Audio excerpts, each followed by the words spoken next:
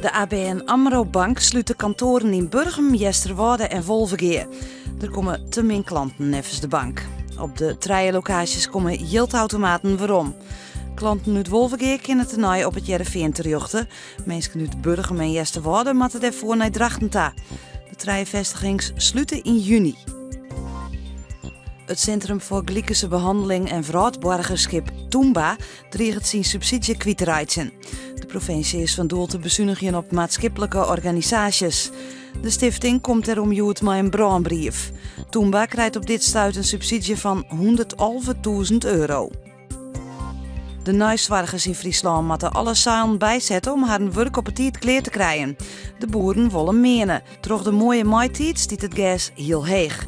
Daartroch binnen de nesten van vogels dreigt te vinden. Nijswargers en boeren doen nou haar best om de nesten te beschermen.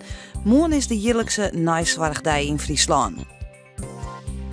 Het fietser Leeuw Westra is afgestapt in de Ronde van Romandie. Hij had te bot last van een ontstutsen knibbel. Verleden week vol Westra in de Waalse Pijl. Zijn knibbel moest door hechten worden.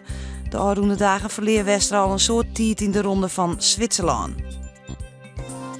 Joen en vannacht kleurt het flink op. De temperatuur zakt om 3 graden en er is zelfs kans op frost onder groen.